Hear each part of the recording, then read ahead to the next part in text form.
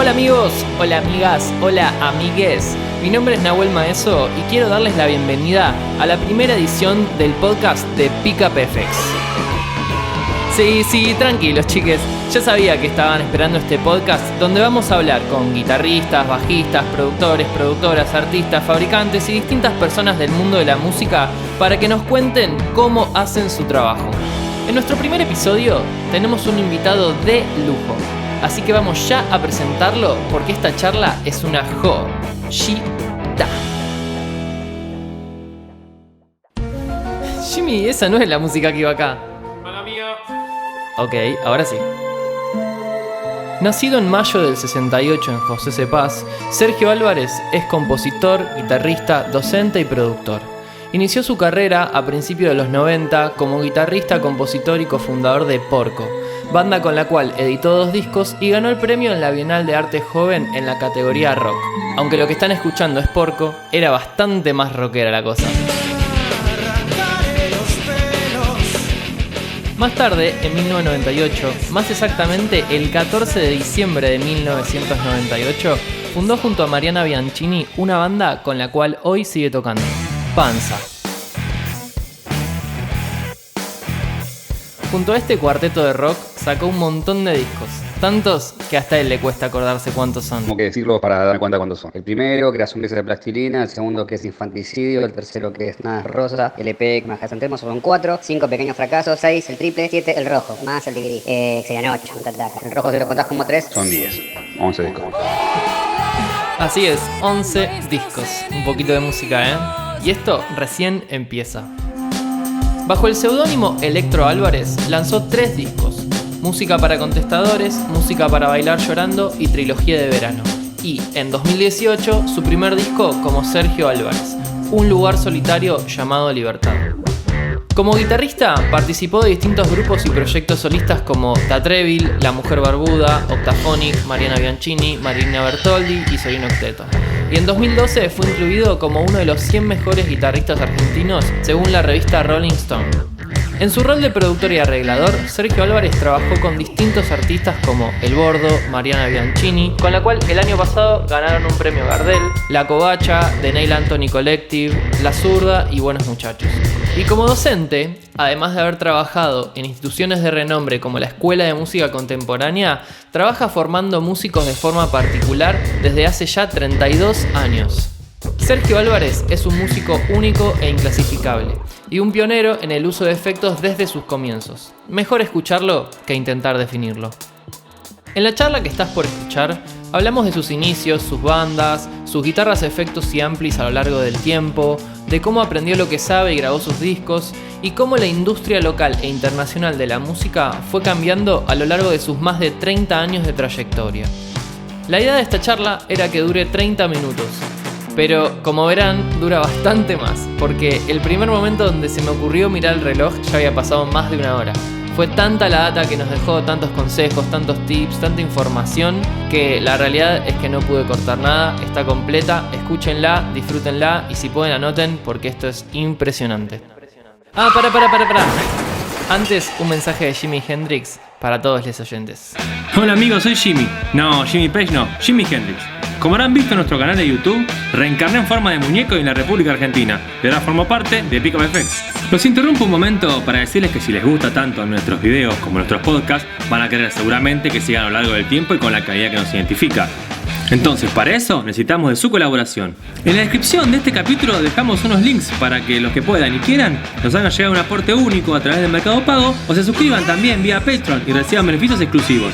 Y si no tenés un mango, también nos puedes ayudar compartiendo nuestros contenidos, suscribiéndote a nuestro canal de YouTube, siguiéndonos en Instagram, poniéndonos me gusta, corazoncito, dedito para arriba, mensajito de texto. Bueno, quedó claro Jimmy. Ahora sí, vamos con la charla.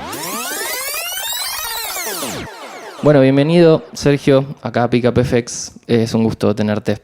Hola Nahuel, ¿cómo estás? Gracias por la invitación. Bueno, de nada. La primera pregunta que se me ocurre hacerte es, ¿por qué la guitarra? O sea, ¿qué te llevó a elegir la guitarra como tu instrumento? Bueno, no fue una elección precisamente, fue más bien el resultado de una limitación económica de mi familia. Yo quería tocar el piano y mi papá no quería comprar un piano, probablemente porque no tenía plata para comprar el piano. Claro. Así que en un momento, cuando yo tenía 8 o 9 años, me compré una guitarra, que ahora la tiene mi hijo mayor, y empecé a tocar con esa guitarra. ¿Qué guitarra era? Era una guitarra española que le habían grabado Gibson en el clavijero, en la cabeza de la guitarra, porque según el que me la vendió, que era un profe de guitarra donde iba yo en esa época, decían que sonaba muy bien. La verdad que, bueno, es una guitarra que usé para componer los temas de Porco, así que tiene su magia. Su magia. O sea, una guitarra, digamos, de cuerda de metal. No, española. Ah, española. Sí, Ok. una guitarra con cuerdas de nylon que decía Gibson. ¿Qué decía Gibson? Ah, bien.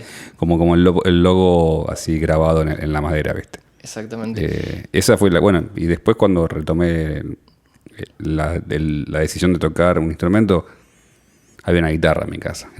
Y no tenía, yo trabajaba, o sea, no ganaba nada. Claro. Para comprarme ni siquiera una guitarra eléctrica. Así que, ¿Esto a qué edad era? cuando terminé el secundario yo estaba estudiando ingeniería y necesitaba, no sé, se me dio porque quería estudiar música y tenía alguna guitarra en casa y dije, bueno, voy a estudiar con una guitarra, que es lo primero que veía. Claro, que o era sea, esa vieja Gibson. ¿Y qué fue por qué dijiste voy a estudiar música? ¿Qué fue lo que te atrajo? Y no, en realidad pasé por un lugar donde estaban dando clases y me anoté. O sea, no fue una decisión muy formal, tipo, a partir de ahora voy a dedicarme. Yo mientras seguía haciendo cosas que venía haciendo, como estudiando ingeniería y esas cosas. Pero era una época de mi vida bastante complicada, entonces como que tampoco tenía mucho contacto con otras personas y encontré ahí un lugar en el cual sentirme tranquilo. Entonces como me sentía tranquilo, seguí tocando. Claro. ¿Esto en qué año era? 1986, 87. ¿Y qué música escuchabas en ese momento?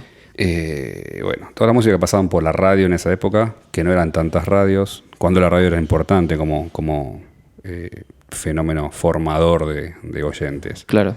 Así que toda la música de los 80, imagínate. Y después por mi cuenta, me gustaba Genesis, King Crimson, Gentle Giant, todos medios grupos de rock progresivo, pero también algunas cosas de metal. Por ejemplo, Iron Maiden, Metallica. Metallica recién estaba saliendo, pero un amigo mío había viajado a Europa, que en esa época no iba nadie a Europa, sí. Y se trajo unos discos y bueno, yo escuchaba esos discos que se había traído. Era todo muy tradición oral, ¿viste? Justo claro. Uno se trajo un disco, me acuerdo que tenía un disco de los discos de Metallica y otro disco de una banda que se llama UK, donde tocaba Alan Holford. Y eran como, bueno, viste, escuchabas eso, era que te trajeran una carta de otro universo, directamente claro. Era como inentendible.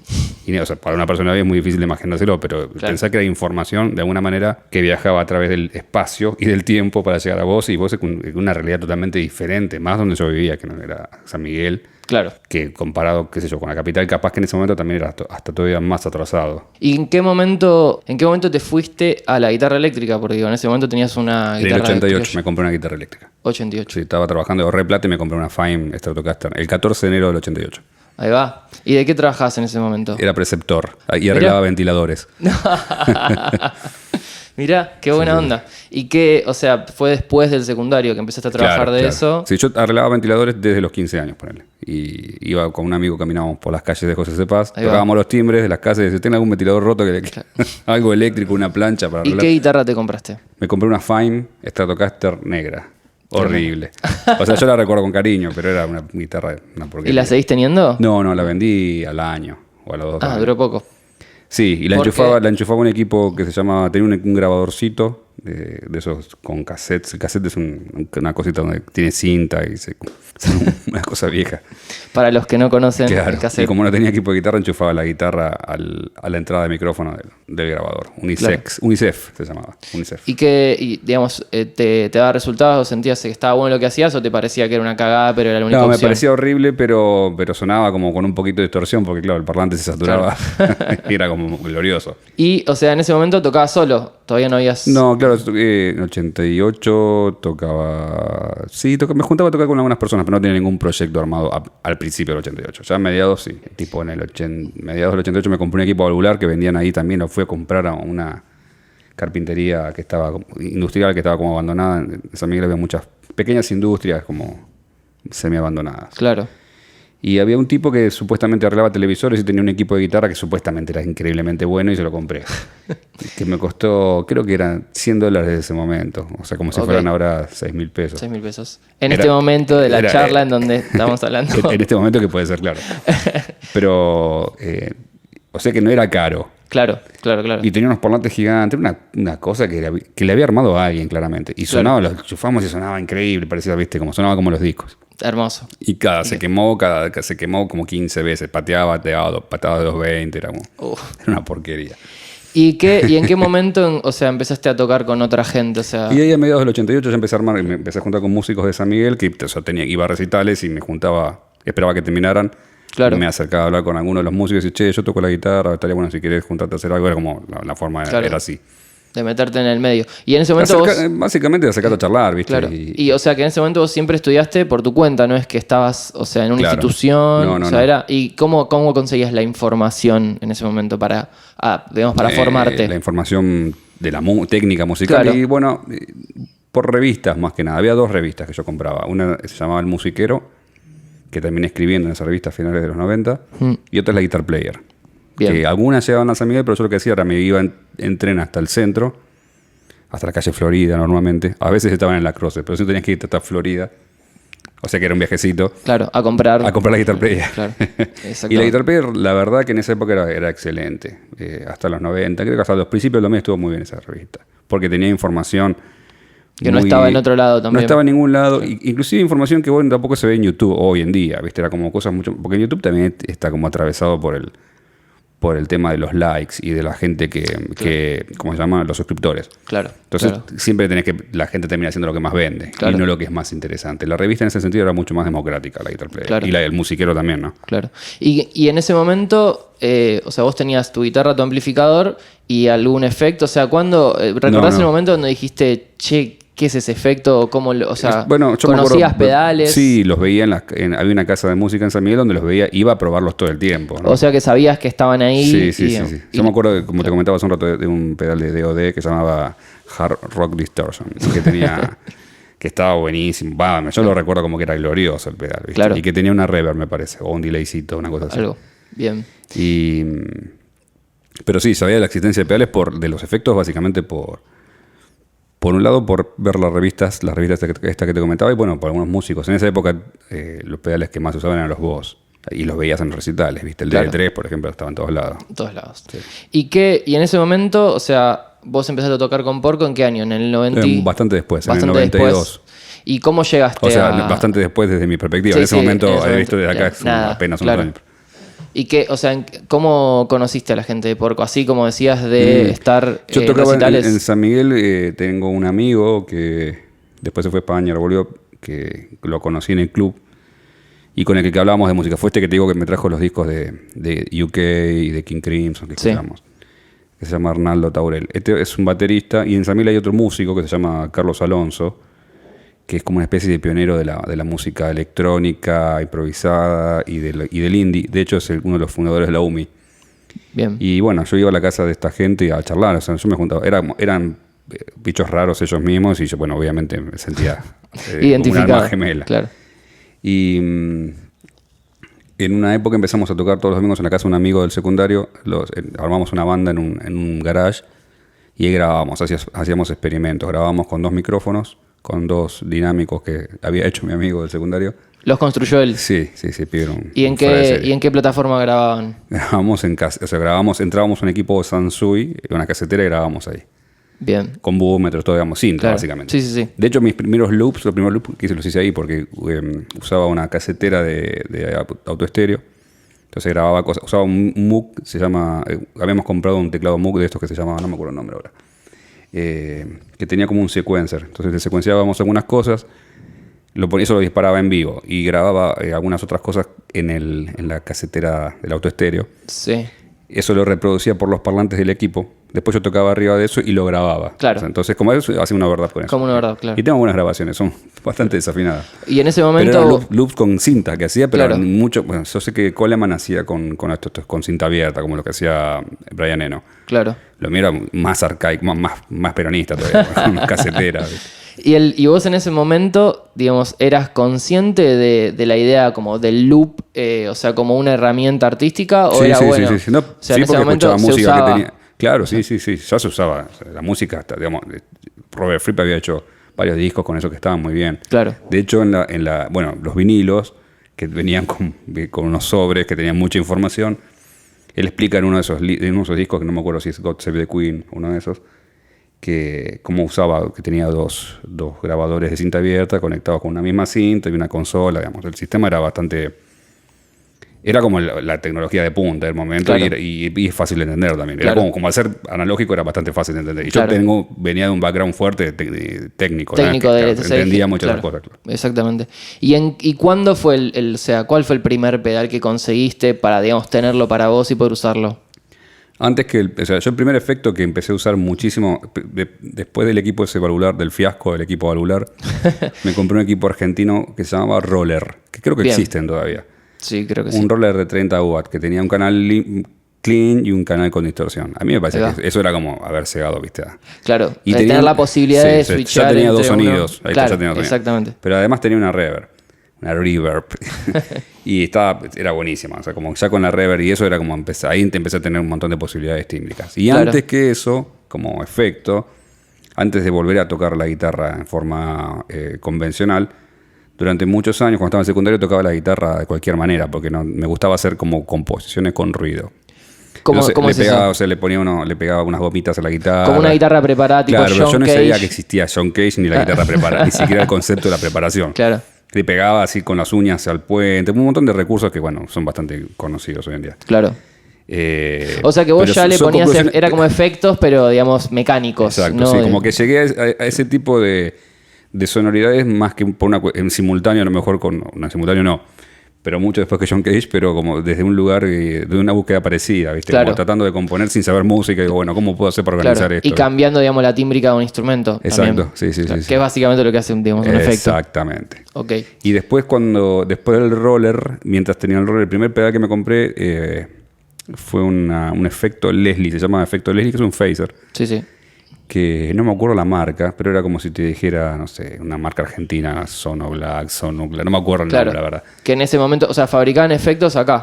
No, ese efecto era del 70, era un efecto viejo, ni siquiera un efecto No, nuevo. Pero digo, ese pedal era fabricado Era acá. un pedal nacional. argentino, sí. De hecho se enchufaba a 220. Un Qué peligro. peligroso. Como el Mutrón. Claro. Claro. Y después de eso, automáticamente después de eso me armé un pedal de volumen, me hice uno con dos maderas y un potenciómetro y me hice un pedal de volumen. O sea que tu primer pedal, digamos que lo construiste vos. Mi segundo pedal lo construí. Claro, exactamente. Y luego de eso, como conseguí un Big Muff de los viejos. Uf. Y ya con eso... Y ahí se fue toda la vida. No, con el Big Muff era como tener todo. Era Robert Fripp. Y que, o sea que ese sería, digamos, el primer pedal que conseguiste, digamos, de los famosos o conocidos, o sea que en ese momento eran... Bueno, O sea, sí. ¿vos en ese momento sabías que el Big Muff era un pedal, digamos, muy usado por un montón de gente o lo conseguiste? pará, en ese momento el Big Muff todo el mundo lo odiaba, porque ¿Pero qué año estamos hablando? 89, 88. Ah, ok. Bueno, pero en ese momento ya existía poner Smashing Pumpkins, o sea... digamos, No, pero el pedal, la glorificación del Big Muff es bastante... Vino más tarde, Sí, claro. sí.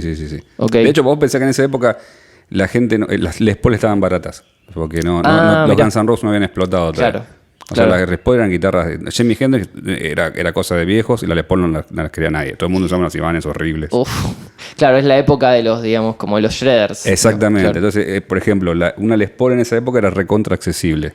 Mirá Para vos. un tipo que si te ahorrabas la guitarra. Sí, o sea, estamos hablando de poder acceder a un instrumento. Sí, digamos, claro. o sea, no que una guitarra, una Les Paul nueva cuando cuesta, en Estados Unidos cuesta $2.500, Claro. eso es un delirio lo que cuesta, es una guitarra muy Exactamente, cara. claro. Las Strato eran baratas también.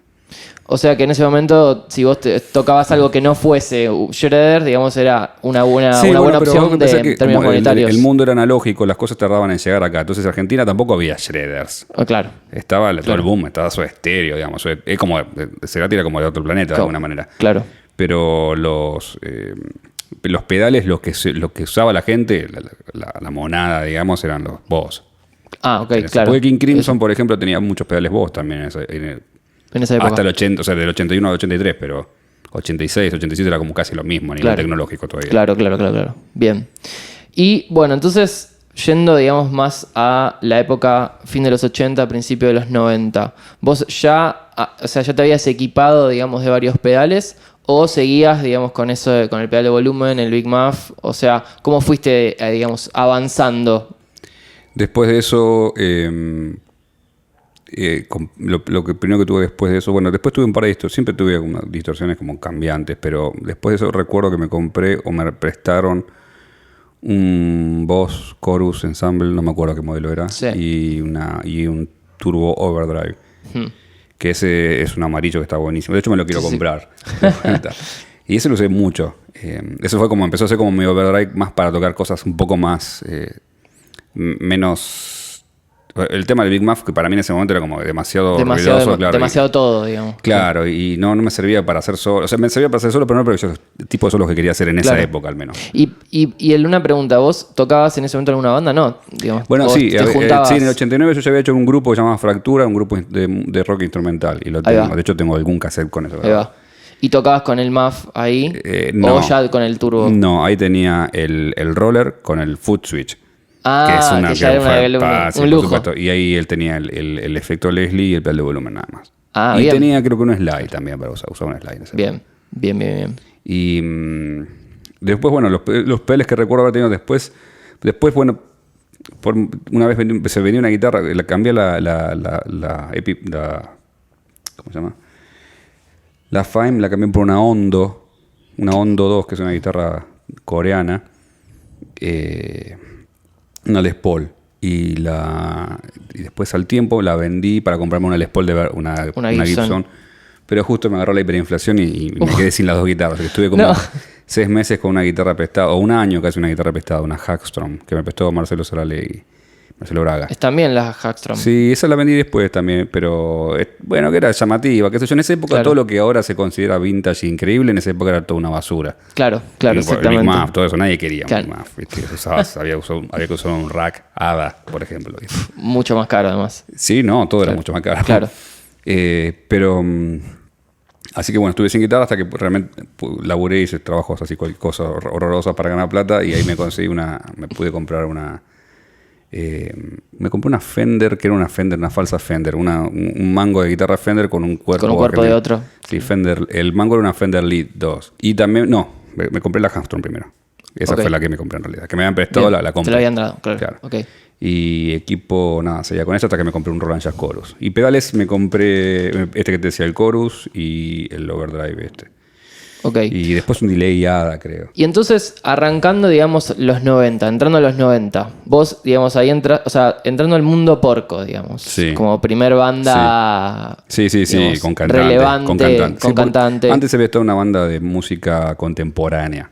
Bien. Que era un compositor de música contemporánea que trabajaba en el Centro Cultural Recoleta y escribía todo. Entonces había que tocábamos con un contrabajista, saxo, clarinete, música así muy intelectual.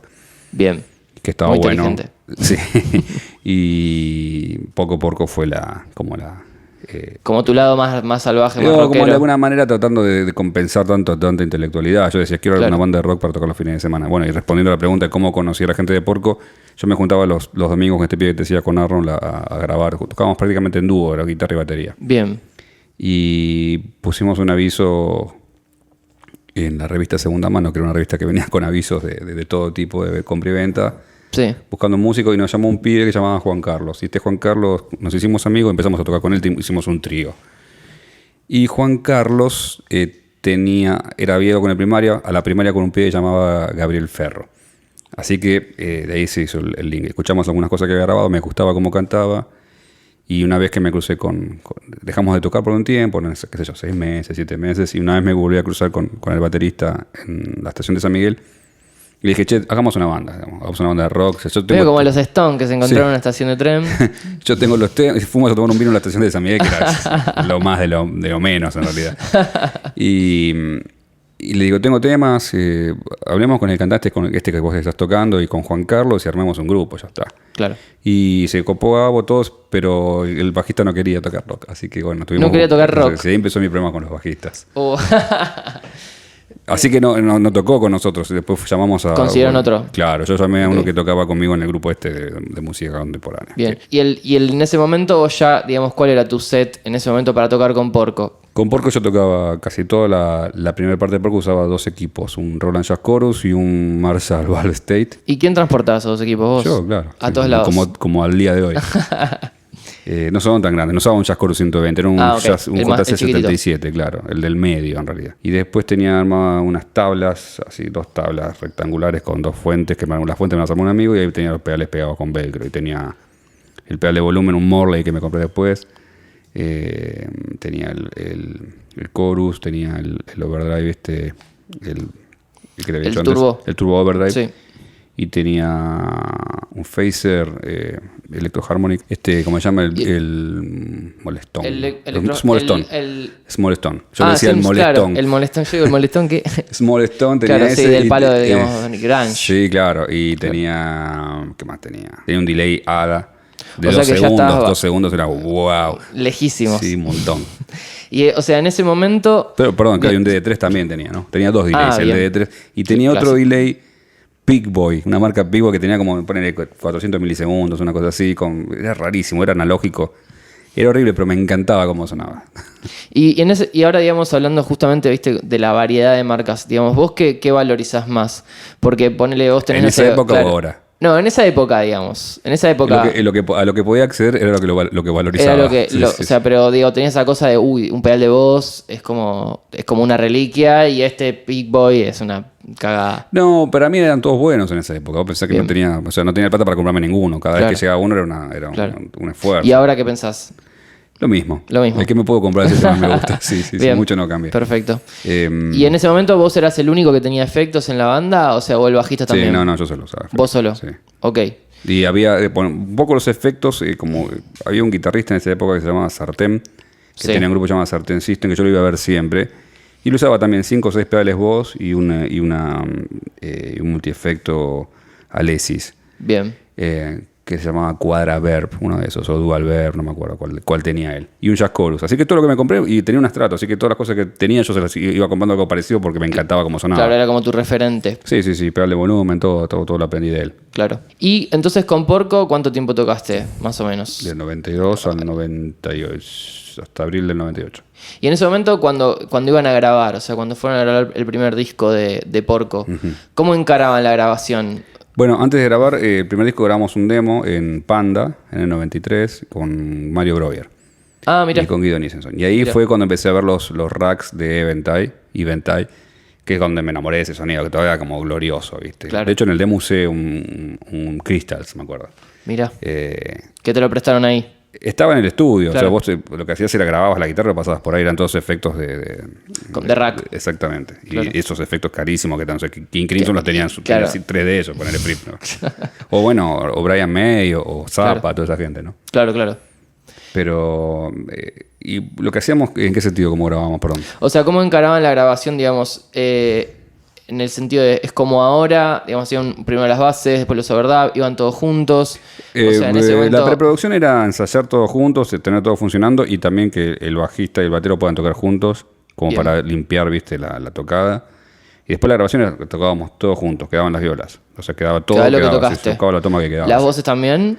Las voces son una referencia normalmente. Bien. Pero también se trataba de hacer una toma en vivo. Si se podía, quedaba Sí, bien, era y sí eso. quedaba así. Después en todo caso se hacía. Ok. Después a partir de ahí hacer los overdubs de violas Claro. y de voces. Y en ese momento vos, en el, digamos, en la Claro, mezcla... o sea que tenías que tener tu parte bien, tenías que ya ir con todo sabido, Sí. no podías Editar, No, claro. no existía. ¿Y en ese momento qué plataforma grababan? En cinta. En cinta, Sí, 100% sí. cinta. Sí, sí, sí. Claro, no hay 92. chance de que nada. de No, se porque edite aparte nada. la cinta lo que tiene es que si vos no puedes probar mucho. O sea, en 3 pasadas, 4 pasadas empieza a cambiar el sonido mucho, Claro. sobre todo el sonido del tambor. Ah, mirá, Sí, Claro. se degrada, ¿viste? Entonces como Claro. que... tenés que hacerlo bien de una. Y sí. ¿Y vos qué pensás de eso? Digamos, ¿es algo positivo? Digamos, de esa época, una limitación que genera algo positivo. Sí, para mí sí, porque si vos, mira, fíjate, los cantantes de esa época de afuera inclusive, eran todos cantantes buenísimos, ¿no? Claro. No estaban agarrados con Pro Tools. Claro. Y los que no eran buenos, como que no eran técnicamente buenos, tenían una onda, una forma de llevarse por la situación Claro. por delante que lo acomodaba. Exactamente. No voy a dar nombre, pero no sé, ponerle Tom Waits, por ejemplo. Claro, ¿no? claro. No, tenía que Sí, además cantar la bien. interpretación que la cuestión técnica. Tal cual. Y después Claro. había unos que eran técnicamente increíbles, o no sé, por ejemplo, Bono, qué sé yo, por Sí. ejemplo, que se canta la Claro, vida, ¿viste? Claro. Y todos esos tipos eran como muy precisos con sus instrumentos, con sus limitaciones. No es que fueran virtuosos. Claro. Bueno, Pero lo que Cerati hacían, lo es hacían un buen bien. ejemplo de eso también, si querés. O Moyo, qué sé yo, la gente que graba con cinta. Bien.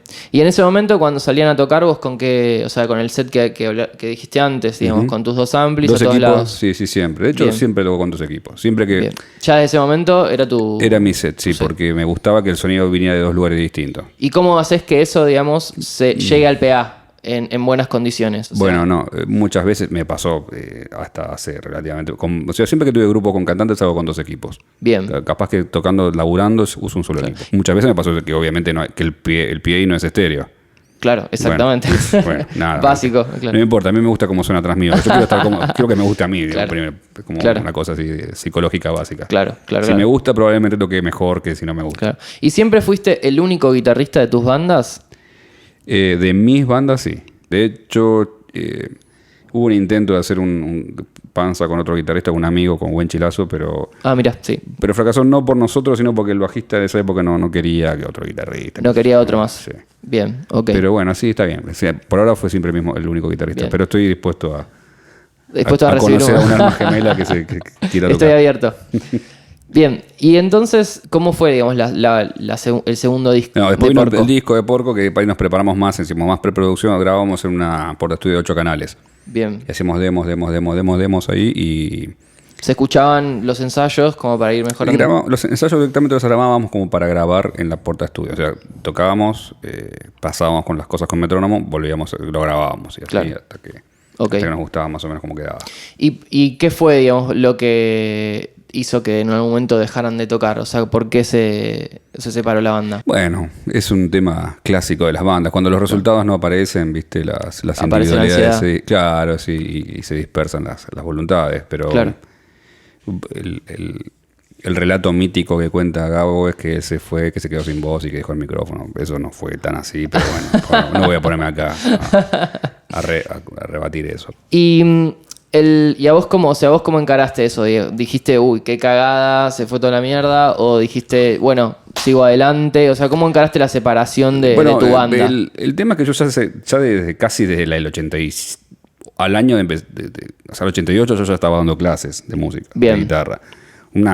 Bueno, no sé, hay gente de esa época que todavía me dice que tomó clases conmigo y que le gustó, pero no sé qué podía enseñar. Pero bueno, yo ya estaba metido como una especie de ¿cómo sería? De autopista paralela de la industria, que son las clases, la parte académica. Bien. Y trabajaba con alguna gente, se acompañaba cantantes, viste, como... Entonces cuando la banda se colapsó, no es que era el único proyecto que tenía, que es lo que le suele pasar a la gente. Claro que y no se te cae todo. Y no conoces otros músicos, viste, cuando es una banda que cuando empezás en el secundario, y entonces es como que estuviste siempre casado y te separaste, Claro. y de repente estás solo y no Sí, había sí, Tinder. sí. Que eso es- entonces yo seguí conociendo gente y de hecho seguí tocando. Al toque que se separó Porco, me fui a tocar con Carlos Alonso. Claro. Hicimos un disco que se llama Guerrillero Acústico y tocamos en vivo 2 o 3 veces con un baterista de San Miguel con la que yo iba siempre a la casa de él, que se llama Horacio Contursi, el papá del primer baterista de Panza. Claro. Y con él y salíamos a hacer y tocar en el Museo de Arte Moderno, hacer unas improvisaciones así con batería, guitarra, tipo Buckethead, que en esa época Claro. no lo hacía. No existía. No, acá no. Claro. Y con Carlos Alonso usando bandejas. Así Claro. que bueno, eso fue un buen momento porque también fue como liberar como la parte más que me gusta también ejercer como el improvisación free. todo. Claro. Y en ese momento, o sea, cuando vos tocabas, o sea, cuando te fuiste o cuando se desarmó Porco y empezaste a tocar con ellos, ¿cómo modificaste, digamos, o sea, tenías una pedalera ya armada en la que decías, bueno, toco con esto, o te acomodaste un poco los jugadores? No, acomodé. En esa época salió un delay de Zoom que se llama Zoom H4, que era una porquería así tipo rectangular. Y tenía 4 segundos de lupeo. Y ya con una eso locura. para mí era increíble. Sí, 4 segundos. De hecho, ya 4 segundos me parece Sí, un igual. montón. Sí. Hoy en día es un montón, claro.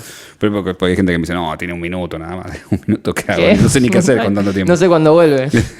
Y entonces empecé a experimentar más yo hacía loop, pero básicamente trabajando con el hold del pedal en esa época, hasta Bien. ese momento. ¿Qué es el hold exactamente para los que no lo saben? El hold es una propiedad que tienen los delays que vos cuando lo mantenés apretado repite lo último que le grabaste, digamos. Bien. Que casi todos los delays modernos lo tienen ya como incorporado en alguno de sus múltiples botones. Y bueno, no, ahí salí a tocar con equipos más chicos.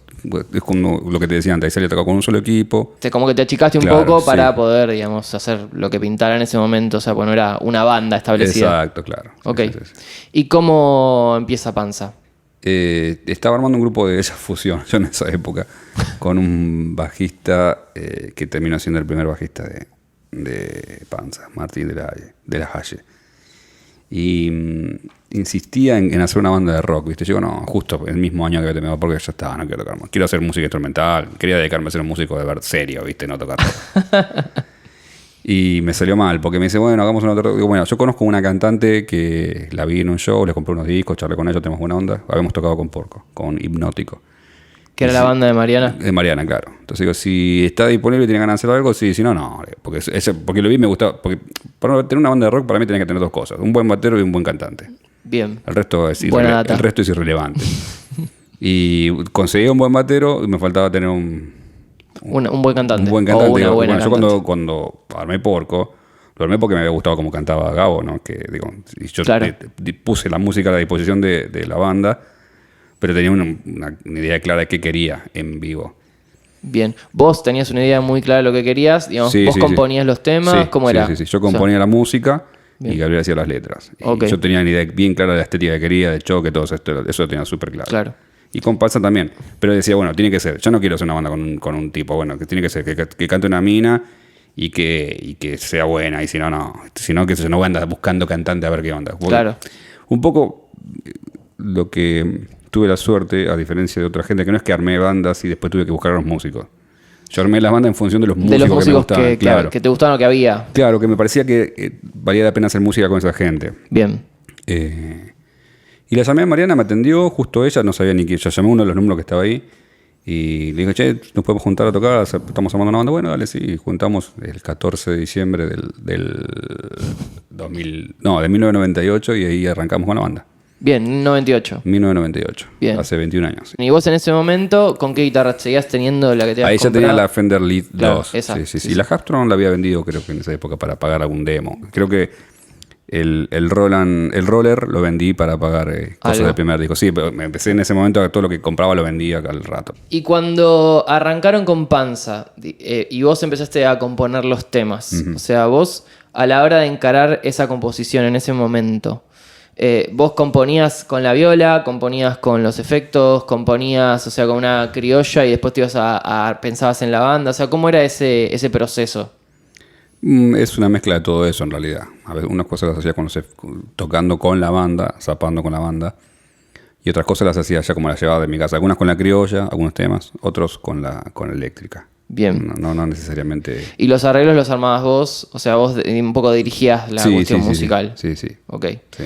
¿Y en ese momento seguías siendo la única persona que tenía efectos en la banda? O sea, el bajista seguía así. No, Martín tenía varios efectos, porque era fanático del bajista de Doug Wimbish, el bajista de Living Color, y tenía Whammy y todas esas cosas. Claro. Pero yo creo que los efectos en el bajo, excepto Don Wimbish, no le quedan bien a nadie.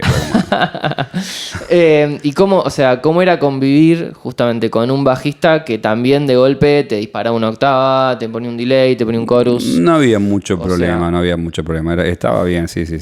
Me parece que en una banda también uno tiene que dejar, ¿viste? Tiene que establecer un marco, tratar de hacer cosas dentro de ese marco y también tenés que convivir, ¿viste? Yo no, a pesar de que tengo mi carácter, no tengo... No está cerrado. No soy muy castrador con eso. Excepto que, bueno, que el sonido que me sienta que me esté pasando por encima, pero no, estaba bien. Me parece, igual después él dejó de usar efectos, creo que casi todos los bajistas en algún momento crecen y dejan de usar efectos. Y, digamos, en ese momento, cuando te enfocaste en Panza, ¿dejaste todo lo que venías haciendo en términos, digo, musicales, no de docencia? Sí. O sea, te enfocaste en eso. Lo que estaba armando para tocar instrumental lo colgué hasta hace poco, Claro. porque... bueno, ahora 20 años. vuelvo con Panza, así que también voy a tener que colgar otros 20 años, no sé. Ok, bien. Y en ese momento, ¿cuál era? O sea, ¿cómo fue el primer disco de Panza? ¿Cómo encaraste vos Lo el primero tema que de hicimos efectos? fue una grabación de un cover de un tema de Charly García y ahí grabamos como yo, digamos, la forma que aprendí a grabar yo, que es todo juntos, ¿viste? Después hicimos overdubs. Y ahí empecé a usar ya como el loop, el zoomete que te decía, Sí. como parte de las nubes de fondo, del paisaje sonoro de fondo de la canción, ¿viste? Sí, claro, que es, digamos, por lo menos yo escuchando los discos de Panza, Sí, creo que es hay. medio una marca tuya, Sí, esta como sí. idea de una base de bajo y con la bata bien afilada, la cantante, y vos ahí volando, como digamos. nubes de efecto Exactamente. hasta que eventualmente entra un riff o una Claro, cosa por el estilo. exactamente. Pero me gusta armar como... Sobre todo me gusta armar loop fuera de sincro, que es como una cosa que está mal, Claro. pero me gusta porque lo hago bastante en vivo también. Como una cuestión más textural, digamos. Sí, y es algo que puedo reproducir en vivo sin problemas, sin tener que estar conectado a un MIDI clock y todas esas Claro. cosas. Y Que con me eso, quemaría la o cabeza. sea, en ese momento, digo, cuando, por lo menos hoy en día, viste que la tecnología se fue un poco a tratar de sincronizar todo. En ese momento, ¿cómo era la cuestión? O sea, pistas no se usaban. Bueno, o sí. bueno, Martín, que era el muchacho joven de la banda en ese momento, quería usar pistas, o sea, usábamos un mini disc y usábamos un click, lo poníamos al batero con auriculares. Allá en ese momento estaba la idea de usar, o sea, tocar arriba de una pista. Él quería eso y lo probábamos, ¿viste? Entonces se juntaba a programar cosas con Pablo, con el baterista, y algunas cosas le parábamos. Lo que pasa es que siempre terminábamos tocando en lugares donde esas cosas nunca se escuchaban. No funcionaba. ¿viste? Claro. Claro. Y también lo que yo en un momento dije, o sea, lo vi para sacarlo, porque me parecía que se perdía flexibilidad. A mí lo que Claro. digo que me parece que, bueno, es una opinión, ¿no? La música el rock tiene que tener flexibilidad. Bien. O sea, no- voy a no- seguir una vuelta más de solo, por ejemplo, o Claro. el cantante entró en otro lugar y tenemos que... No quiero esa No cosa estar perfecta. como atados a ese, entre comillas, playback que está detrás de la Sí, banda. no es entre comillas, es un playback Es- literal. claro. Es un playback. O sea, me parece que es como vos vas a conversar con un amigo, ¿viste? Vas a hablar de X tema y después que vas a decir, no, yo solamente quiero hablar de este tema, no voy a hablar de las bicicletas importadas, quiero hablar de, no sé, Claro. claro. macetas chinas. Digo, como, Bien. me parece que es antiartístico. Por supuesto que todo el mundo piensa distinto hoy en día, pero bueno, no me importa. Bueno, está bien, sí, exactamente. Creo que están todos equivocados. Y digamos, en ese momento, la grabación de los discos de Panza. ¿Se mantuvo esta idea tuya de grabar siempre todas las bases todos juntos? O sea, Sí, en todos sí, los sí, sí. discos, o sea, fue avanzando así. Sí, lo hicimos en todos los discos, Ok. siempre hicimos lo mismo. Ok. Siempre apuntando un poco la forma de trabajar, inclusive Tuya. el último, claro, sí. Claro. Y es una forma de trabajar antigua, si querés, pero es la que Claro. conozco y la que más disfruto. Claro. He hecho discos en producciones donde hice primero grabar el baterista y después otras cosas. Bueno, hay un disco de Panza, o sea, 2 temas que se llama El Marajá de San Telmo, donde sí grabamos la batería y el bajo solos. Bien. Y después grabé la guitarra. Por eso lo hicimos en el estudio Martín Carrizo y no teníamos... No tenías lugar. Claro. Claro. Pero los discos, los LP los hicimos todos tocando juntos. Ok. Y lo que quedó, ¿viste? Generalmente apuntando a que quede... Un poco como hace Led Zeppelin también, como que Que la base sea lo más natural sí, posible. que el trío, digamos, esté en vivo, moviéndose juntos, sí o no. Y después arriba overdubs así. Un cantante y violas. Sí, los overdubs, digamos, como también sin ningún prejuicio, porque ya están Claro. hechos sobre lo que está tocado en Claro, vivo. exactamente. Como la energía armada y sobre eso la magia. Sí, un poquito, bueno, me maquillo, me peino. Ok. Y en ese momento, o sea, vos, digamos, ¿cuál pensás que es el efecto que más usabas en esa época? O sea, lo que no podía faltar, digamos. Y la distorsión. Siempre fue el efecto, digamos, Porque que para más- rock tiene que dar una guitarra con un poco de distorsión. No te digo que sea... Sí, extremo, pero... Bueno, puede ser. A mí me encanta extremo, digo, pero no tiene que haber distorsión, sino como me parece que todo el tiempo muy clean no... Y el tema, por ejemplo, distorsión de los pedales versus distorsión de los amplificadores. ¿Vos Bueno, depende cómo de la lo- época. En el primer disco, no me acuerdo que usaba, tenía un Mesa Boogie, así que usaba la distorsión del equipo. Del equipo, bien. Sí, creo que usé la distorsión del equipo mientras tuve el Mesa Boogie, que lo vendí en el 2007, y después ya empecé a usar distorsión de pedales. O sea, empecé a usar más equipos más limpios, Fender, Claro. Vox, esas cosas. Y los ensuciabas Y los con un usaba pedal. como lo que hacía en Porco también. Se volvió un poco a la idea del equipo limpio con la distorsión de los pedales. En este último que hice, que estamos haciendo, en general hice eso también, pero usando muchos fuses, ¿viste? Como estoy en el momento de lo que... Momento fuzz. Momento fuzz, sí. Que tuvo de alguna forma un pico nuevamente en la última época del fuzz. Sí, yo creo que el que lo puso muy de moda es este pibe Jack White. Jack White, ¿no? Sí. De hecho, tiene sí, el sí. mismo pedal que tengo yo. Yo no sabía que tiene el... ¿Cuál? El El que tiene el rayo, ¿cómo se llama? Volca, no me acuerdo. el nombre. Volca. O sea, tengo un pedal y no sé el nombre, ¿viste? Yo llegué a ese momento de mi vida. ¿Y el fuzz lo usás, digamos, solo o lo combinás con otros efectos? No, en general lo uso solo. No, o sea, en Panza, ¿no? Sí, en Panza estamos hablando. Sí, en general lo uso solo y obviamente con algún delay, ¿no? Pero no más que eso. Sin compresor y trato de usarlo con guitarras de micrófono simple bobina. Simple bobina. Sí, Ok. porque no me gusta cómo suenan con los doble bobina. ¿Qué es lo que no te gusta? Muy Demasiado. muchos medios, quedan muy mediosos. Claro. Sí, sí. Bien, ok. Pierde como la gordura del fuzz, claro. Claro, Y ok. con el Inclusive regulando mucho el volumen desde la derecha de la guitarra. Que eso también cambia mucho el sonido. Bien, ok. Eso todas son cosas de viejo lo que yo estoy diciendo. No, sí, igual, está bien, sí, son todos yates de una época más temprana. Sí. Pero que hoy en día yo creo que están un poco olvidados y el que los encuentra es como, uy, boludo, la puta madre, mirá esto. Bueno, sacarle un poco de tono a la guitarra es como... Es algo básico, pero que hay un montón de gente que no lo... Ese es el primer no usa. efecto en realidad, ¿no? O sea, el primer gran efecto de la guitarra aparte es el selector de micrófono. Bueno, en las clínicas de efectos, de lo primero que por lo general hablamos es de eso, digamos, Claro. de los procesadores de efecto que hay ya de por sí en digamos, la instrumento. electrónica del instrumento. Claro. Y una pregunta, ¿en esa época vos fue donde ya empezaste con la idea de Electro Álvarez? Sí, bueno... O sea, ¿eso se sobrepuso con Panza? Sí, porque estaba como... Bueno, un poco es el eslabón perdido que quedó ahí después de lo de Carlos Alonso, lo de los loops. Claro. Y ya para esa época estaba usando tipo 2001 el DL4, que como creo que lo traje antes que Moyo, acá en Argentina. Pues cuando tocamos con Libicolo yo lo usé, me acuerdo. Claro. Y eso fue en el 2001. Y ese pedal tenía una lupera muy copada, me acuerdo.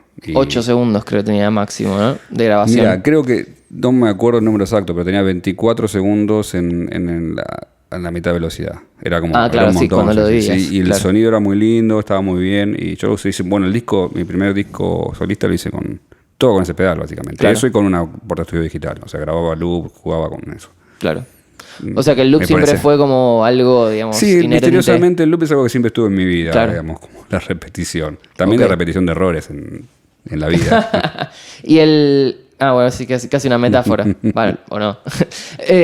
Y las luperas, o sea, ¿cuándo llegaron a Bueno, tu vida? Digamos, una lupera propiamente... En la misma época me compré una lupera, la RC20 de Boss, que la empecé a usar también y guardar. Y de hecho la empecé a usar para componer también. Muchas de las cosas que compuse. en O sea, esa época. compusiste mucho grabándote... Bueno, que Sí. es algo en realidad casi Sí, podría haber hecho con una inevitable. computadora, pero yo Claro. la computadora la tuve bastante después, digamos. No tenía acceso a yo me había separado, ¿viste? No tenía heladera, tampoco tenía computadora, pero tenía la lupera. Así que con la lupera podía hacer lo que pasa es que otras cosas las escribía, a veces como que trato de anotar las cosas como vengan. Algunas, durante muchísimo tiempo, en los 90, todos los días grababa 3 o 4 minutos improvisados en un cassette. Bien. Era como tu metodología de Sí, no, era como composición. improvisaba y lo guardaba, ¿viste? Y de hecho empecé a pasar esas cosas a una computadora para mi último disco solista. Y de hecho tuve que suspender porque tengo un montón de música. Debo tener, no sé, 17 cassettes de 90 minutos con música. Y algunas cosas están... O sea, no es que todo esté bien, pero hay varias cosas que están buenas. Y es como parte de mi proyecto, digamos, de acá los siguientes años, como terminar de digitalizar eso y ver qué puedo usar de eso que está ahí. Claro. Algunas cosas así, otras muchas de las cosas las escribí. Tengo, por ejemplo, todo el 2013 escribía también todos los días.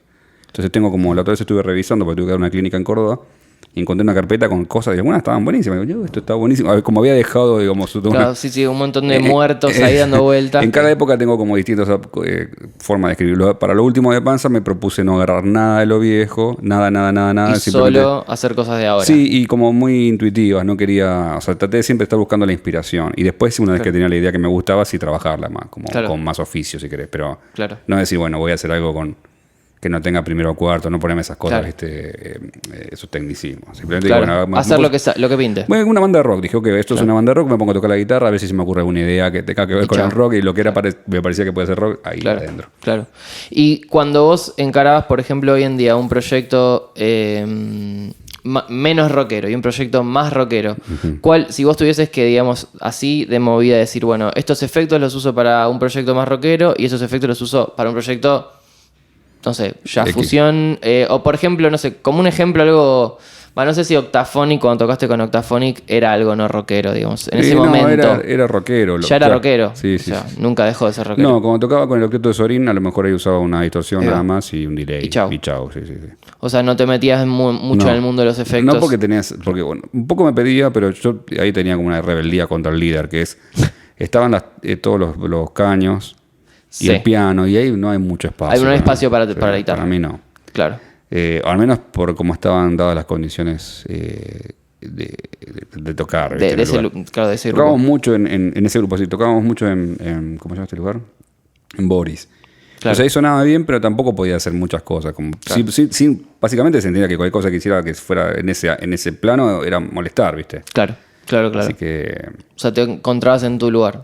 Sí, me concentraba, digamos, tocar más la guitarra con una paleta tímbrica mucho más restringida. Más Bien. como un guitarrista normal, digamos. Claro, exactamente. Como fingiendo que puedo ser un guitarrista normal. Y en Panza es donde vos, digamos, como que no sé, ocupás todo el espacio. En el Panza podríamos ocupo todo el decirlo espacio sonoro que, en una digamos, palabra. sin meterme en la parte del bajo, ocupo Claro. todo el espacio que puedo. Exactamente, exactamente. Pero también tengo una aproximación que yo considero que es como más rockera, ¿no? No toco todo lo que puedo tocar, ni... Bueno, es una Claro, banda de rock. Es una banda de rock, me quedo en Y este tengo lugar. determinado vocabulario. En general no hago todo lo que puedo porque sería una estupidez, digamos, Claro. musicalmente hablando. Claro. Donde más ruidos termino haciendo es siempre cuando toco solo, que es como estoy tan descontrolado que Claro. no puedo hacer discos cortos. Claro. Y bueno, hablando justamente de eso, digamos, de tus discos solistas. O sea, cuando vos encarás el disco solista, digamos que yo, por lo menos escuchándolo, es donde veo que hay más efectos y Sí. más de todo. Pareciera que es como casi... Estamos hablando mucho de efectos, ¿no? Sí, creo que Es un sí. programa de Creo efectos. que es la idea. Cuando vos te vas, digamos, a componer esas obras, Sí. ¿cómo haces con tantos efectos? O sea, ¿cómo Yo abarcás primero, todo eso? Antes quisiera... Está bien la pregunta, pero me parece que quiero hacer una observación acerca del uso de los efectos que no lo dije hasta ahora. Bien. ¿Cómo considero yo la filosofía A de los ver. efectos? Para mí hay dos formas de usar los efectos. Una es como maquillaje y otra es como generador tímbrico. Como maquillaje es como se usa en los estudios de grabación, digamos. Le pones un delay, comprimís, Una reverb. una reverb, lo que sea, lo que necesites para que el sonido quede, digamos, puesto dentro de un estándar de sonido clásico. Pulido, digamos. Pulido no, digo, pero que esté dentro de una situación. Pero es un sonido X que tiene un proceso determinado que está dentro de lo que se considera musical o aceptable para la industria o lo que se espera de ese instrumento particular, por ejemplo, la guitarra. Sí. A eso lo llamo maquillaje. Por ejemplo, tocar una línea de X, no sé, de Charlie Parker y la tocas con distorsión, bueno, es maquillaje, pero no deja de ser una línea de Charlie Parker. Ese uso de los efectos, por supuesto, es el uso profesional y me parece que está buenísimo y hay que saber hacerlo. A mí lo que más me interesa de los efectos, en el fondo, es el otro, que es el generador tímbrico. El instrumento, la guitarra, digamos, por sus características, la guitarra eléctrica por sus características de construcción y como, digamos, como la cuerda, o sea, tengo la forma de generar sonido sigue siendo folk, porque es apoyando un dedo contra un alambre, contra una madera, pero, digamos, eso se convierte en una señal que se procesa. Tiene la capacidad de ser un instrumento folk y al mismo tiempo de convertirse en una orquesta de timbres muy distintos. Y me gusta mucho explorar, a mí particularmente me da mucha satisfacción explorar esos sonidos diferentes y ver qué me inspiran. Yo toco distinto si tengo un efecto que si no tengo un efecto. No es que acá de efecto. Yo te digo esto porque veo mucha gente probar, por ejemplo, frase de Charlie Parker con un whammy, cosas y bueno, no suenan, ¿viste? Y todo termina siendo como, ¿viste? Un maquillaje mal puesto, o un maquillaje como exagerado. Demasiado maquillaje. O sí, pero es como el maquillaje sin... Porque el maquillaje tiene una función también, digamos, que tiene que estar justamente a realzar algunas cosas. Claro. Esto termina manchando para mí. Y para mí eso es un problema de malentender los efectos. Bueno, obviamente que usar un efecto como si fuera un generador tímbrico también te restringe las posibilidades de uso. No vas a poder tocar eso en una banda de... No sé, de metal Sí, o de sí, qué sé claro. yo. En algunas bandas sí, pero en general no. Como que también es una... Por eso veo mucha gente que termina comprando un efecto y después lo vende porque no puede hacer nada. Y dice, pero no puedo tocar mis líneas de bebop con esto. Y no puedes tocar tus líneas de bebop. Podés, pero... Claro. O sea, los Así efectos como instrumentos. O sea, exactamente. si Como fuese- generador tímbrico yo pienso Claro. el efecto es como es otra cosa, ¿viste? Claro. Y bueno, un poco respondiendo a la pregunta, en el disco solista, por ejemplo, hay cosas que las tengo escritas y las pienso más como esto es un trío de muchísimas comillas jazz, o Claro. esto es un trío de rock, o esto es nada, un sonido que lo fui grabando y se me fue yendo para un lugar y lo seguí. Un poco lo que tiene es el juego de la improvisación con eso. Y muchas de las cosas que termino armando vienen por ese lado, ¿viste? O me pongo a jugar con una reverb, ¿viste? Que se hace gigante, no la puedo controlar. Claro. Y termina siendo un sonido que me encanta, ¿viste? Claro. Y cuando laburás así y vas a grabar todo eso, ¿utilizás mucho digamos, la herramienta overdub, o sea, sobregrabar sobre cosas que ya hiciste? ¿O tratás de decir, bueno, no, yo me siento y todo lo que suena es lo que estoy generando en ese momento con X cantidad de efectos, o sea, desde mi guitarra? Depende de cada situación. O sea, por ejemplo, hay un tema... En el último disco que hice hay un tema que fue una zapada con un DJ. Fueron 2 horas de zapada ni siquiera Sí. con un DJ, con un pibe que usa sintetizadores modulares. Sí. De ahí fui a agarrar algunas ideas y dije, bueno, esto es esto, como había algunas cosas que estaban implícitas en la improvisación. Con eso armé ideas, les puse una batería electrónica arriba, después le llevé los demos a los músicos y tocamos encima. Bien. Pero eso ya, digamos, tocaron sobre lo que yo ya había grabado en el año pasado, ponele, o 6 meses antes. Claro. Así que ahí no o sea, pude haber hecho alguno verdad, pero no es que dije, bueno, trato de hacer lo que estoy haciendo en este momento y lo dejo así. Pero con otros temas sí hice eso. Bien. Y con otros temas hice, un por día ejemplo, hice loops todo el día y armé música con eso también. ¿Y qué tema para que la gente, digamos, que está escuchando esto pueda ir a escuchar esto que estás diciendo? ¿Qué tema sería? Hay un tema que se llama Mejor no hablar de política, que hice en el disco que se llama Un lugar solitario llamado Libertad, que es como un solo de trompeta, en realidad es la guitarra con un fuzz muy bueno que tengo. ¿Qué fuzz? Es un Filth, se llama, es un fuzz de Joe Gore, un guitarrista también. ¿Qué apellido? Gore, sí. Y el tipo es parte de la improvisación que hice con Maur, que es el pibe en español de los sintetizadores. Y nada, bueno, a eso le puse una batería, le cambié los tempos, o sea, todo lo que hice, el proceso posterior es como una cosa media demencial también, porque agarré, o sea, cambié de tempo, le puse una tonalidad que no había. O sea, procesaste a pleno. No tanto procesado en el sentido de agarrar una señal y procesarla, sino de agarrar lo que tenía y ponerlo en un contexto totalmente diferente. Ah, ok. Pero es por el mismo concepto igual. Claro. Sí, bueno, sí. Porque es tipo de poner martes en el lugar de jueves, digamos. Como, bueno, agarro esto y lo muevo. Claro. Y terminó siendo una cosa que está como muy interactiva, parece que estuviéramos tocando juntos. De hecho, el DJ y yo sí estamos tocando juntos. Claro. Pero sin tempo, grabamos sin batería, sin nada. Y después a eso le inventaste un tempo. Le inventé un tempo que aparte, un tempo que le tiré, me acuerdo que tiré con el MIDI en la computadora. Y bueno, lo que estoy tocando queda a tempo. Es increíble. Claro. Porque no es que es eso. Eso lo hacía Frank Zappa. Y lo llamaba xenocronía, que era agarrar distintas secciones rítmicas o agarrar solos de otros temas y ponerlos con otras secciones rítmicas. Y a veces se fijaba si coincidía o no, básicamente. Básicamente era probar dos cosas diferentes para ver si convivían. Digamos. Ok. Y entonces, digamos, hablando de este tema que vos decías de como estas dos escuelas de forma de usar los efectos, ¿no?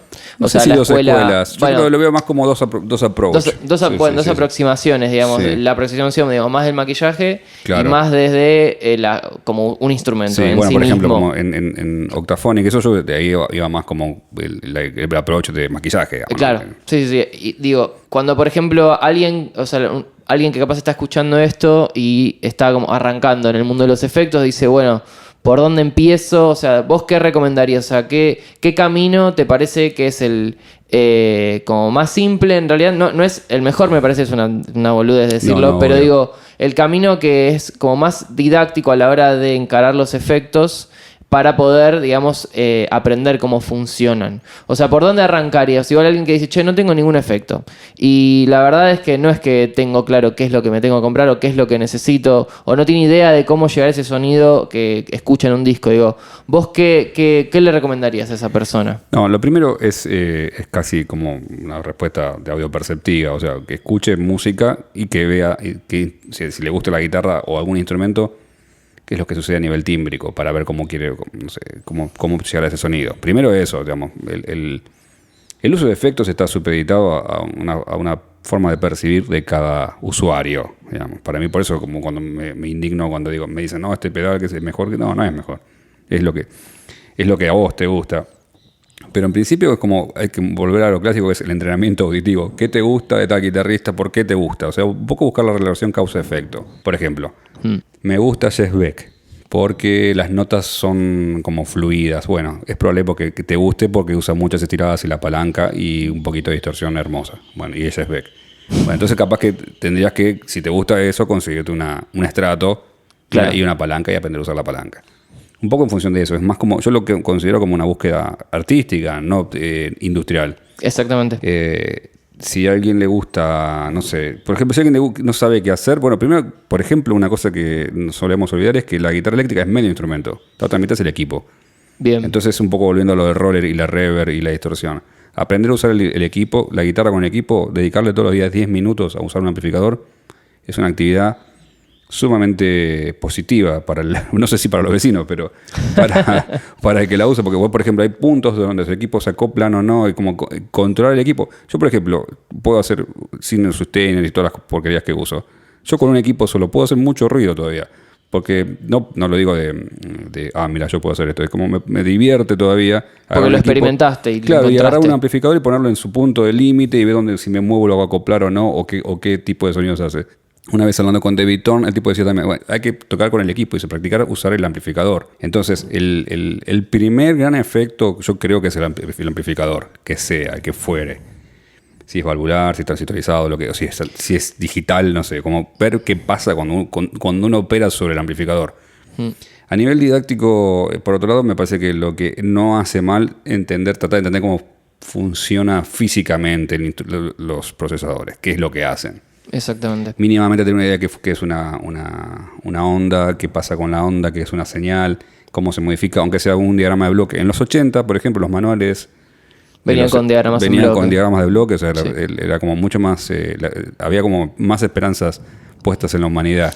Ahora ya no hay más, inclusive hay cosas que no sabés, o sea, los manuales cada vez dicen menos, ¿viste? Sí, para los que no lo saben, un diagrama en bloques es como un dibujo del recorrido de la señal. Exacto. Y por las distintas etapas por las que pasa para, digamos, llegar de A a B. Claro, digamos. Pero inclusive tenías diagramas de bloques que ya como casi electrónicos, ¿viste? Con los procesadores, o sea, como transistores. Claro, o sea, como casi un diagrama de un circuito. De alguien, claro, que estudió electrónica. Claro, pero bueno, está bien, porque me parece que si uno le interesa usarlo, tiene que interiorizarse con eso. No te digo que tenga que ser un especialista, pero entender qué pasa, porque si no, como es una cuestión mágica, aprieto una cosa y no sé qué pasa. Es como... Bueno, varios de los contenidos de la clínica de efectos los saqué de un libro que me prestaste vos, que era un manual. Era simplemente un manual de una multiefecto. El de no me acuerdo la marca. Alesis. Alesis, sí, exactamente.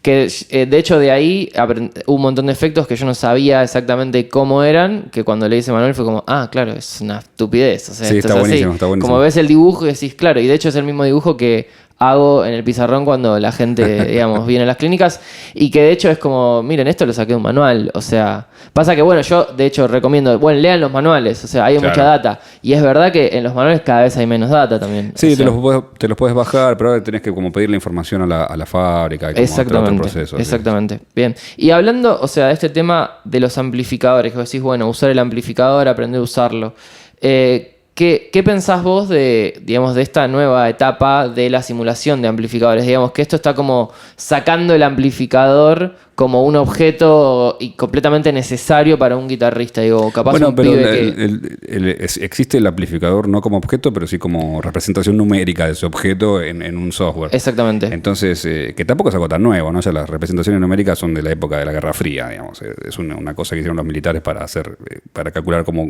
meter los misiles balísticos intercontinentales. Okay. Así que, digamos, no es nuevo. Lo que pasa es que ahora está todo disponible, cada vez más barato en artefactos cada vez más pequeños. Claro. Pero la idea es la misma, digamos. Así como como el piloto que hace simulador en el avión. Si en el avión se estrella o no y con eso lo califican. Con el software uno podría hacer lo mismo. ¿Qué pasa si muevo esta perilla? ¿Hasta dónde la muevo? ¿Dónde puedo acoplar? Obviamente en un sistema, en un home studio no es muy difícil acoplar. Se puede, igual ya lo estuve probando. Yo sé que se puede porque siempre me pasa sin querer. Claro.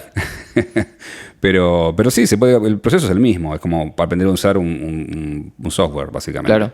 Sería lo mismo, solo que aplicado a, digamos, un software en vez de... Sí. O un pedal, como, no sé, el último pedal que sacó Strymon, digamos, que es propiamente un pedal que es un simulador de amplificadores y de cajas, claro, que directamente ya reemplaza el ampli y es un pedal más. O sea, no es que es un software al que vos te tenés que enchufar, claro, sino que está en tu pedalera, digamos. Bueno, con cada pedal es lo mismo también. Conocer, que, digamos, una de las ventajas yo creo que tuve que fui como no tenía acceso económico, fui usando un pedal de a uno y a poco iba probando acá. Entonces a cada pedal le sacaba la mayor cantidad de prestaciones posibles. Ahora el problema es que una persona que se enfrenta a eso con un poco de presupuesto tiene como 200.000 cosas para trabajar y es un poco abrumador. Justamente, como es abrumador, me parece que lo más importante es volver al origen de la pregunta, que es, bueno, escuchar qué es lo que te interesa de la música como para poder reproducirlo y buscar algo en función de tu deseo musical y no en función del marketing de los fabricantes de pedales.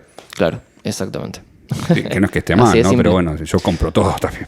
Lo que puedo lo compro, pero también puedo... Pero sos consciente de lo que estás comprando, sería básicamente la idea. O sea que Un poco también creo que pasando en limpio esto que decís, un consejo bastante simple sería, bueno, comprar los pedales de a uno y tratar de usar un pedal, aprender a usar ese pedal, dedicarle tiempo a ese pedal y no estar todo el tiempo, agarras uno, lo vendés, agarras otro y nunca le dedicas, digamos, tiempo a, bueno, eso es a ninguno. Los consejos son armas de doble filo. Cada persona que quiere comprarse pedal y venderlo cada 6 meses o cada 6 semanas, que me parece que está todo su derecho de hacerlo y disfrutar. Si lo disfruta está perfecto. Claro. Lo que me sirve a mí es agarrar actualmente hoy me compro un pedal y lo pongo lo uso donde doy clases y lo estoy usando todos los aunque sea 2 semanas, 3 semanas seguidas, para ver cómo funciona. Claro, le das como una cotidianeidad. Claro, sí, para mí eso es importante, porque cuando lo vendés en la sala de ensayo ya estás en medio en el frente, ¿viste? Y tenés que resolver las cosas y no tenés que torturar a todos tus compañeros de banda para ver si... Para ver cómo funciona una distorsión. Nuevo, claro. Sí, lo que sea, ¿no? Una distorsión dentro de todo sería más o menos razonable, pero hay cosas que pueden ser hay cosas más terribles. Sí. Y una pregunta, cuando vos laburás no como guitarrista, sino como productor, ¿cómo encaras tus producciones? O sea, desde el lado más artístico, desde lo técnico, ¿cómo usas los efectos? ¿Más desde el maquillaje? O porque digo, en ese caso vos tenés otro guitarrista que te trae... Claro. Sí, digamos... sí. En cada producción encaro, no tengo una fórmula. Trato de que básicamente lo que yo trato de hacer es agarrar la idea de la banda y llevarla al máximo posible de eficiencia musical. Bien. Así que mucho lo que hago es los hago tocar, mucho la sala de ensayo, generalmente los presupuestos son bajos, entonces los hago ensayar y tratar de grabar la mayor cantidad de cosas juntas posible. Claro. Pero dentro de eso hay una parte técnica también, que es, bueno, qué se está usando, cómo se está usando, cómo bueno, tocar con un clic, cosas básicas. Y luego de eso sí, en el estudio, ya con los guitarristas trato también de trabajar justamente, la mayoría de los guitarristas lo usan como maquillaje y ok. Pero bueno, que ese maquillaje sea el adecuado para cada caso. Sí. Claro. No me meto a decir, tenés que hacer esto. Yo haría esto porque yo haría otra cosa, claramente. No tiene por qué. Claro. No importa. Soy más como un director de cine. Con un libreto me siento yo, ¿no?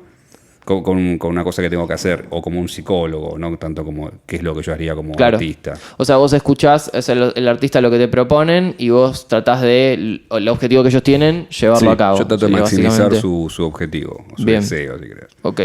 Y después, en el estudio, las cosas técnicas que uso son como las cosas tradicionales. ¿Cuáles ¿viste? son? Bueno, tener una buena batería, tener un bajo que afine y que esté bueno, generalmente un Precision, un Jazz Bass. Bien. Y lo posible de 4 cuerdas. De 3 para arriba. Sí, después bueno, ir a un estudio bueno con un buen técnico, ¿no? Que eso también ayuda, con un buen ingeniero. Pero eso sería lo básico. Después, bueno, los cantantes son todo un mundo aparte, ¿no? Como hay que trabajarlos aparte. Y de la guitarra, bueno, yo no soy un fanático de un 421 con un 57, o sea, cualquiera de esas cosas las conozco, ya las probé todas y ahora últimamente digo, ¿qué querés poner? Le digo al ingeniero, no estoy probando esto, bueno, probamos con eso, ya está, a mí me da lo mismo, si el tipo toca bien va a estar bien. Claro. Si tuviera que hacerme cargo yo de la grabación, le diría, bueno, ok, poné acá un 57, pongamos un ambiente, a mí me gustan los ambientes, por ejemplo, bien. En el rock, ¿no? Bien. ¿Y cómo microfonearías? Ponerle tu amplificador. Bueno, como dije recién, un 57, un dinámico y un condenser, ponele. Y digamos en un close micing de cada uno. Sí, y tendría un ambiente también, porque los ambientes me gustan para jugar con la batería, si la batería está grabada con ambiente. Okay. Hay muchas cosas que están grabadas con ambiente que son grandes y no es tanto por guitarras sobregrabadas, sino porque suena grande el cuarto. Porque hay ambientes, ¿viste? Claro. Por supuesto que depende de donde lo grabes. Y depende de la banda también, ¿no? ¿Y vos, o sea, te gustan más los estudios más chicos o más grandes? Para las bases me gustan los estudios tradicionales grandes. de Buenos Aires, grandes, medianos, digamos, ¿no? Claro. Tipo, ponerle el pie. Bien, claro. El pie, bueno, Doctor F también está bien, es más chiquito, pero está bien. Ah, sí, lo conozco. ¿Sí? Sí. Y bueno, Circovit, ¿cómo se llama ahora? Romaphonic. Romaphonic. Sí. Esa tiene una sala hermosa, para la batería está buenísima. Claro. Pero son estudios muy grandes, entonces no puedes estar mucho tiempo probando cosas. También me gusta ir a estudios chicos para grabar guitarras y voces y tomármelo, sentarnos tranquilo. Sí sentí que cada vez que el segundero pega un coso te gastaste 500 pesos. Claro, exactamente. Y hablando justamente de esto que decías, digamos que si el músico hace lo que tiene que hacer, ya está todo, digamos, resuelto. O sea, si vos tenés alguien que va a cumplir su trabajo, sabe cómo hacerlo, lo estudió previamente y entra al estudio o al ensayo ya con las cosas preparadas, ¿no? Digo, hablando de ese tema del músico en sí mismo, ¿cuál vos pensás que es la cualidad más importante que tiene que tener, digamos, un músico? Un músico tiene que ser responsable de su trabajo. Es un trabajo lo que está haciendo. Él quiere expresar sentimientos o cosas, no sé qué quiere expresar, a través de un medio. Bueno, entonces tiene que tenerlo resuelto. No esperar que venga un ingeniero y se lo edite después porque no sabe expresarse. Bien. En principio que cumpla con que sea puntual, que sea limpio y que sepa su parte. Bien. Simple. Es así como simple derecho. Sí, bastante burgués capitalista. Pero bueno, es como que mucho de mi trabajo de producción es más que nada el trabajo previo, como la preproducción. La preproducción. Y de paso es el que salga el tipo ya tocando mejor, ¿viste? Claro. O sea que por lo general. Digo esto porque como veo permanentemente una actitud de, bueno, hagamos una toma más por las dudas. Claro. O después lo editamos. Después lo editamos. Pinchemos. No, sí. Claro. Pinchemos, bueno, depende de cómo sea la parte también. Hay partes que a veces hay que encararlas así, pero claro. ¿viste? Sabes tu parte entera, ¿viste? Claro. En principio sabesla. Claro, y después, bueno, vemos. Claro. Después, bueno, si no podés tocarla porque es muy difícil. Bien. ¿Y qué, digamos, a lo largo de los años, pasaste por un montón de etapas? O sea, fuiste, digamos, actor también, sí. De un montón de épocas de la música, un montón de, digamos, épocas de los efectos también. ¿Cómo vivís vos los cambios? O sea, de que se van dando cíclicamente en esta época se pone de moda esto, en esta otra época se pone de moda esto. Por ejemplo, decías, antes la Les Paul era una guitarra que nadie quería, ahora la quiere todo el mundo, está carísima. Antes el Big Muff era una cosa, ahora es otra. Digamos, ¿vos cómo te llevas con esos cambios? ¿Te parece que es algo que tiene sentido, que no tiene sentido, que vos vas modificándote en función de eso o en función no de eso, digamos, te diferenciás? Yo personalmente, a mí me parece que una cosa no puede costar en una época $700 y después 2.500. Eso me parece un delirio, pero bueno, porque se pone de moda. Como hay más demanda, ¿viste? El mercado funciona así. Sí, ni hablar. Yo soy como muy desenamorado. Para mí son herramientas. Soy muy desenamorado, muy poco místico con los pedales y con las guitarras. Y con los seres humanos en general también. Como para mí, bueno, un Big Muff, a mí me encanta ese Big Muff. Justo ese, lamento haberlo vendido, pero porque le tenía cariño, pero no es porque fuera un Big Muff. O sea que no sos tan desapegado. De ese le tengo un recuerdo como si fuera una primera mascota, porque claro. Fue el primero, ¿viste? Claro. No, pero el sonido, tengo un Big Muff ahora, de los nuevos. Y sabes que no suena tan distinto tampoco. Claro. Es una cosa que también me pasa que bueno, toda la cosa que hay como es parte también de la competencia entre los fabricantes, se instalan esos debates que la gente concurre a debatir con fervor justamente, pero tiene que ver también casi con anhelos y con propuestas y no con hechos concretos. Me parece que mejor que debatir es agarrar el pedal y hacer algo con eso. Claro. Y hacer música. Y después el tema de los cambios que puede haber no solo de tecnológicos, hay como cambios de estilos permanentes, porque por ejemplo a Les Paul no pasaba nada porque no existían los Guns N' Roses, o estaban existiendo recién ahí. Claro. En la música va y viene también, o sea, como que hay estilos que va bien, o sea, el rock me parece que está muriendo, va a morir del todo cuando hagan una universidad de rock y se empiece a estudiar, pero como que cada vez se vuelve una cosa más de nicho, ¿viste? Y lo digo como que, bueno, qué sé yo, es lo que me toca vivir también, así como te toca vivir el verano, ¿viste? Hay que atravesarlo. Bien. A mí me interesa hacer música, entonces que finalmente en un punto no me importa lo que piensen los demás, si está de moda el trap, si está de moda, no sé, la música electrónica, si está de moda el Big Muff con transistores de silicio o no. Tipo, bueno, qué sé yo, si los transistores de silicio, por ejemplo, los Big Muff viejos eran transistores que el control de calidad era muy aleatorio, entonces te puede tocar que te compraste uno que está buenísimo y otro Big Muff y suena horrible, ¿viste? Claro. Así que tampoco es toda una cosa de marketing eso, o de marketing o de gilada, no sé qué, porque marketing por lo menos hay alguien que se beneficia. Claro. Así que bueno, no, la respuesta sería que lo vivo como vivo casi todas las demás cosas, como si fueran pasos de las fases lunares, digamos. Yo sigo haciendo lo que hago, ¿viste? Exactamente. Y espero que los demás sigan haciendo lo que hacen. Claro. Sí me parece que no tiene sentido ese tipo de discusiones, lo de los foros, viste, que no sé si las ves, que hay, bueno, yo no las veo porque me sí, es que en un momento ya claro. Y es que yo creo que a veces creo que el no hacer música te lleva a pensar las cosas de más y empezar a hablar pelotudeces porque no estás tocando, Es digamos. como imagínate una discusión entre tipos que usan llaves francesas y que llave francesa es mejor y cuál y para qué lado y cómo se gira y con qué, bueno, qué sé yo. Exactamente. Aflojar la agarrarla y chao. Aflojar esa maldita tuerca.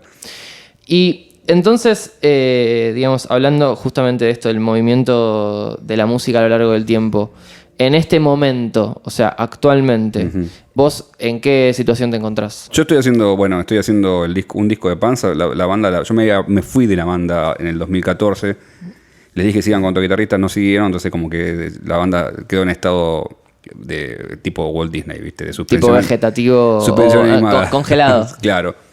Pero como no corté oficialmente, tampoco no hicimos un comunicado, Como que quedó latente. Sí, digamos. qué sé yo, claro. Aparte, bueno, la verdad que yo estaba bastante, por motivos personales y musicales, como bastante quemado y aburrido de la industria.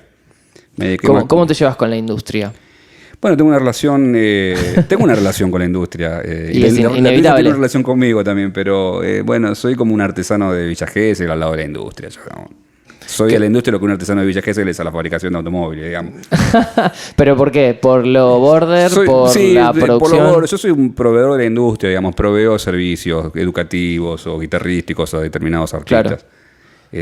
¿No te sentís como un artista parte de un mainstream? No, parte del mainstream no soy, ni lo fui, pero bueno, me encantaría hacerlo. Pero no, si uno ve lo que se consume, claramente no puedo estar ahí. Y no me quejo de no estar ahí. En ese sentido, con los años me volví bastante más tranquilo. Digo, no estoy enojado porque la gente consuma lo que consume o le guste lo que le guste. Y no estoy dispuesto a negociar mi sensibilidad. No estás dispuesto a negociar. No estoy dispuesto a negociar. Claro. Digamos, ni siquiera es algo que me lo planteé. No puedo. No puedo. ¿Viste? Me dice, hay que tocar todo con pistas, todo. No me gusta. Eso no puedo. Sí. No estás dispuesto a negociar lo que tenés ganas de hacer. Sé que puedo tocar con un clic, todo, pero no quiero hacer. Me parece que es como un choque. Mi romanticismo musical. Sí, te sentís como. Eso, claro, exactamente. Claro. Pero no tengo la fantasía de que lo que hago pueda ser masivo. Claro. Me encantaría de todo corazón, pero la verdad que si no pasa tampoco, no pasa nada. O sea, no estoy dispuesto a dejar de hacer lo que hago o a cambiar o invitar a un pibe que por más que sea talentosísimo, cante trap en un tema de mi disco, porque eso va a vender más cosas. Eso no lo voy a hacer nunca. No. Ya no lo hice hasta ahora, ya es demasiado tarde. Claro. También es eso. Claro, no te vas a vender en el último momento. Bueno, va a venderse, es una palabra. Lo que pasa es que nadie me quiere comprar. Es más, estoy en venta. Claro, estoy en venta. Bueno, pero yo ahora tengo un montón de proyectos para los próximos meses que tienen que ver con cosas, con delirios, ¿viste? Claro. O sea, tengo un par de dúos que quiero grabar, filmar cosas. Claro. El disco de Panza en sí es casi un delirio, una banda de rock hoy en día. Medio que las que funcionan son bandas que ya están establecidas hace un rato. Claro, exactamente. Establecidas económicamente, me digo, ¿no? Como... Claro. Sí, pero ya tiene un público hace muchos años. Sí, claro. Pero bueno, qué sé yo. Me siento que... Exactamente, digo, te sentís... me siento liberado también a esta altura. Eso te iba a decir, o sea, digo, vos... la palabra éxito me parece una palabra medio rara, ¿viste? O sea, pero digo...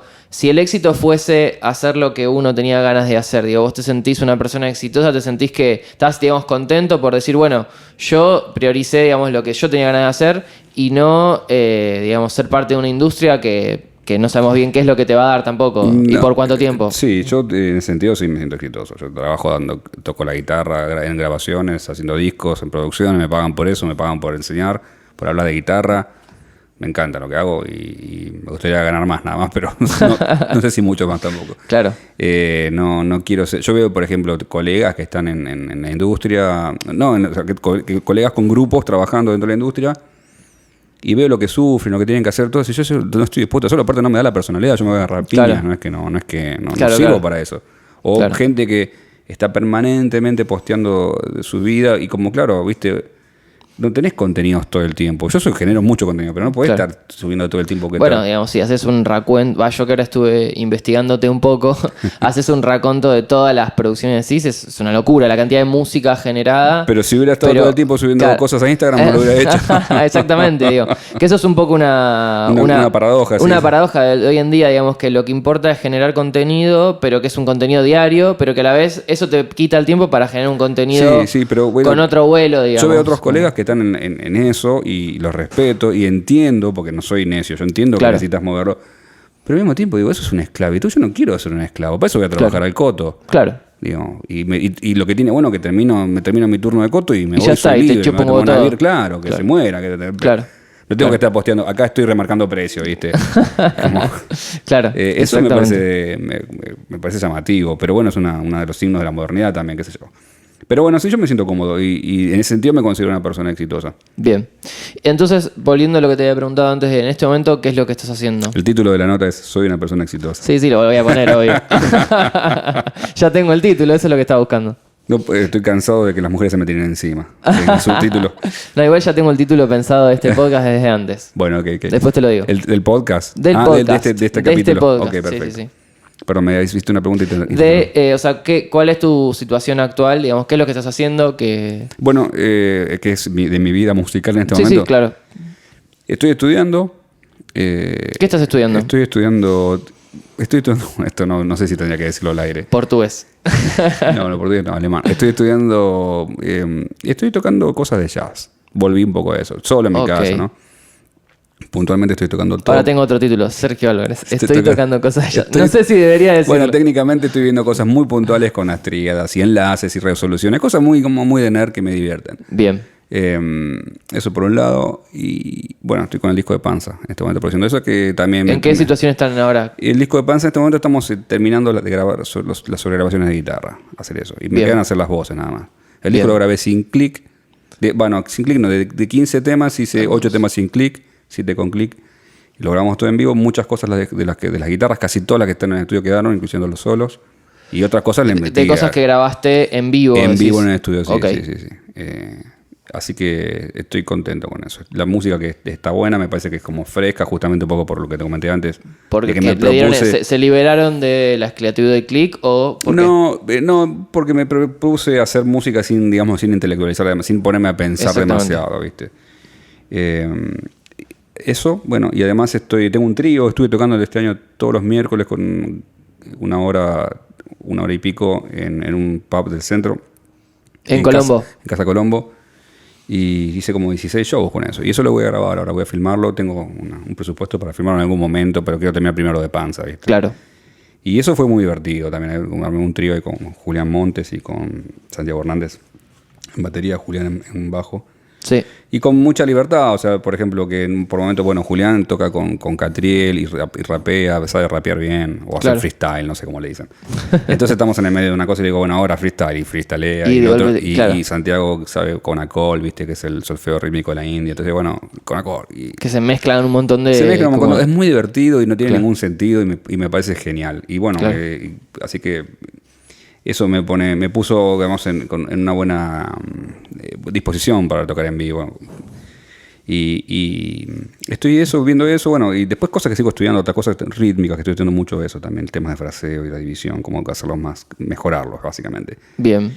Después, bueno, dando clases, con varios proyectos en carpeta, un dúo con Wenchilazo, un dúo con Sami Abadi y un dúo con Mariano Sibori. Son 3 cosas muy distintas, pero bueno, eso es lo que tengo como en carpeta para el año que viene, más Panza. Dúos, sería año de dudas. Sí, porque son más fáciles de llevar a cabo. Sí, claro. Capaz que el trío voy a ver si lo filmo y sigo tocando con una vez cada tanto el año que viene, pero ya con Panza, que es un proyecto grande, como que me va a quitar un poco de tiempo. Digo, grande, no tan grande, digamos, para la gente que lo conoce, pero tal vez, pero a mí me ocupa espacio en la cabeza, ¿viste? Claro. Y eso, y doy clases, doy un montón, tengo 40 y pico de alumnos.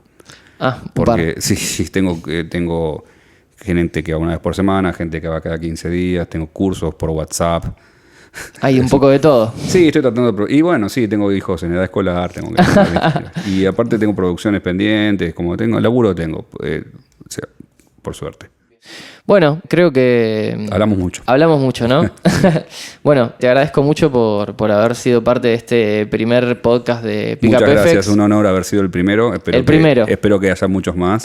Así seguiremos en busca de gente así con data como vos. Y bueno, muchas gracias. Gracias a vos, Abel.